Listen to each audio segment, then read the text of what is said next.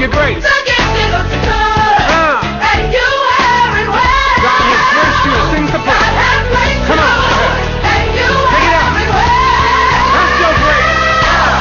Sing. Come on, everybody. Put your hands together. Look at somebody and say, operate in your grace. If you operate in your grace, it'll make you prosperous.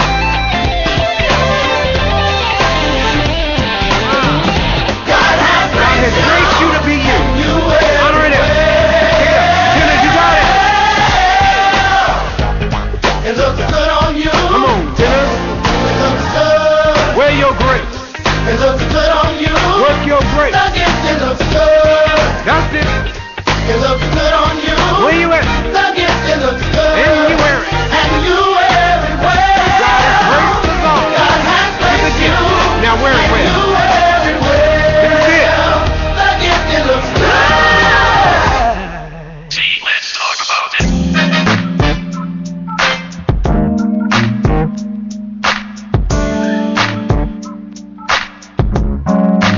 See, let's talk about it.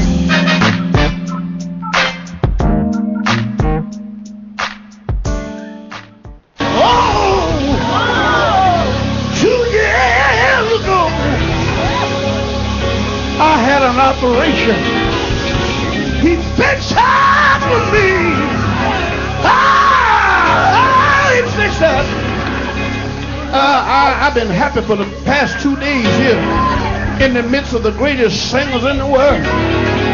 Oh, I love to see people lift up the name Jesus. Get me sad. If I've been lifted up, I draw men. One more thing. I want to say, I'm going to sing a little bit of my song. Sometimes we walk around with a load on our shoulder. You don't have to walk around carrying a heavy load. We forget sometimes. Give it to Jesus. Give it to Jesus. Ah, you can't handle it. Turn it over. Turn it over. Let me just say a little bit of this heavy load. Heavy load. I got freedom now. Heavy load. Shout again. Heavy load. Heavy load. I got freedom now. Heavy load. Wait a minute. Hello everybody, how are you doing? This is Sheree with Let's Talk About It. The owner of the Community Talk Show is focused on issues affecting our community and much more. And I'm here at the Grace United Methodist Church in Burlington, North Carolina with the one and only Joe, who is the award-winning group, the Mighty Clouds of Joy. Welcome. Thank you. It's good to be here. Oh God, I'm so happy to have you to come on to my show and talk about some of the great things that's been going on. Thank you. And so you're here to perform. Yeah, here to perform tonight. Oh, okay. What are some of the songs that you're going to be performing for us? Well, that'd be some of the songs that we recorded now through the years. Okay. We have a new CD out now. Okay. Awesome. All That I Am. All That I Am. And we'll be doing some songs from that new CD. Okay. Which is, of course, you guys, you know, you can go anywhere to purchase the CD. Amazon, iTunes, oldies.com, any one of those sites. You just Google the Mighty Clouds of Joy and you'll be able to purchase the album. So a couple of questions I wanted to ask you. I know you got to hit the stage soon.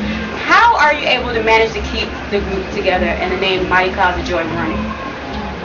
Well, you gotta have fellas that love what they do. And I think that has been key to Mighty Clouds' success. Right. It's a bunch of guys that come from the church. Right. Come from Christian and religious families, Right. and they just enjoy and love to sing gospel music. That has kept us together. I've been the lead singer for this group for 53 years. Wow, awesome. Right. The group started, if I'm correct, 1960s? Yes.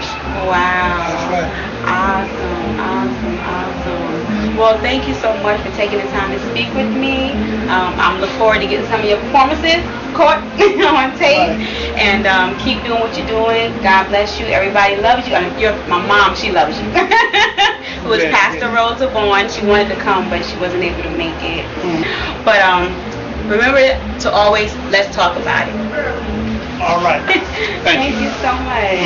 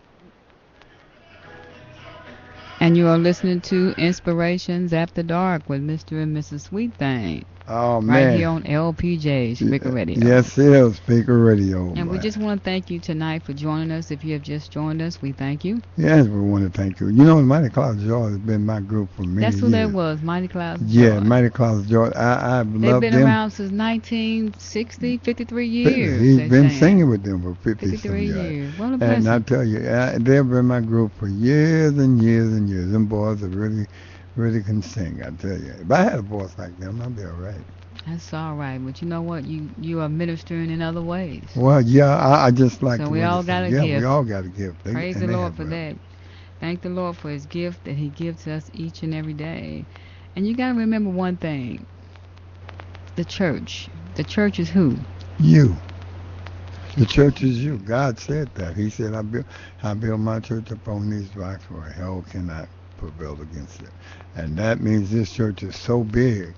But we have taken it and tried to make it so small. We built a little building here, and a little building over there, and we said this is God's church. That's right. When we need to realize the church is in us. The church is in us. It's too big to be put in a little square building and said that's God's church. I tell you, man, oh man, it makes me want to laugh sometimes what we do. Yeah, it's a lot of things that we do in those buildings that the Lord do not like that. You know, we need to be more of a brother and sister in Christian love and extend our hand to help others, and not, first of all, look at what a person is wearing and judge them from that. Yeah, we should never look at what a person is wearing or how they look on the outside or what kind of shoes they have on their feet. We should try to look at the heart, which that's what God looks at, is the heart, and look at that person as that they're loving and kind and giving and thoughtful, and look at what God look at, and then we can learn to love people for who they are and not for what they could be or they should be or what kind of job they have or what kind of money they have. And you know, that is true. That's why I want to read a little bit about the church is you. Oh, go ahead. No, I want to hear Food for this. thought. Yes, it is. People looking around for a new church home most often choose one that is friendly. Who is responsible for the friendliness? The pastor, the usher, the greeters? Yes, it is also our responsibility because we are the church. Do you have the joy of Jesus in your heart? If so, let your face know it and show it. Smile at people and be friendly. Though you may be shy, introduce yourself to someone you haven't met before. Perhaps that person is also shy and lonely. So do not allow yourself to be so intent on talking with friends that you ignore visitors. You can call your friends later. Be a friend by setting a good example. Do not read the bulletin or announcement sheet when others are singing, praying, or listening. Now this distracts those around you and how it must offend the Lord. So worship Him wholeheartedly, but don't act as if people near you are invisible. Public worship is personal, but not private. So we got to remember that the church is in us, and we need to be that light. We need to extend a hand when we got new visitors coming into the church. Yeah, and still turn around rolling your eyes at them and looking them up and down like they and just thank robbed them for you. coming and Yeah. invite them back. And invite them back. That's right. If you remember, God told Peter, Paul, to write the 7 letters. The 7th John, John, the 7 letters to the churches. Yeah, to the churches, because the churches have got so much like the world. Like we are today. Like we are today. The churches are just like the people in the world. And they had they call them hypocrites. They were so much like the people in the world. They was doing everything the people in the world was doing, talking about people, cutting people down, and committing adultery and selling in the churches, and they was just so corrupt that God wrote 7 letters, but they were to the 7 churches. They were not to not one person in the world. That's right. It was to the churches. It was how to we the, need to clean up our act. how we in the need church. to clean up our act to the churches, because the churches were supposed to be the light in the world. That's right, because He's going to judge us as well. He judged with. So we got to remember, He judged within as well. So we need to get ourselves together, allow the Lord to cleanse us, and that we may be forgiving and loving and encouraging to one another. To one another. Because if the world see us being loving and forgiving and kind to one another, they can see God, and that'll make them want to come right. and be a part of us. You see Jesus through our lives. So we got more to come your way right here on LPJ Spreaker Radio with Mr. and Mrs. Sweetthing. And that LPJ is some love, peace, and joy. Give Doug William a hand as he comes. Come on!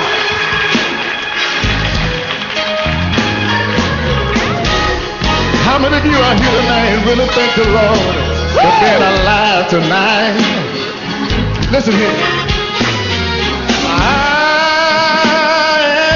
Put your hand together. A living testimony. I could have been dead and gone, yeah. But Lord, you let me live on. Say that. I am, oh Lord, a living testimony.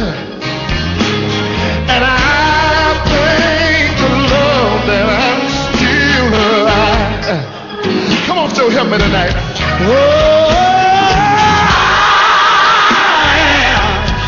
Charleston, I'm a living testimony.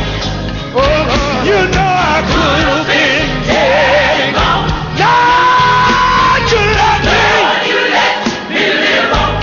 Let me tell you, I'm a living testimony. I thank the Lord. Thank the Lord. I'm still alive. Can I testify tonight, Joe? Testify. Let me sing a verse, y'all. I seen miracle after miracle performed in my life. You kept having mercy on me. I didn't even deserve to be alive. When I faced dangers that I couldn't see, you kept your angels and kept around me. And I want to take this time and say, thank you, keeping me alive. Come on, sing a verse for me, Joe. Listen, I have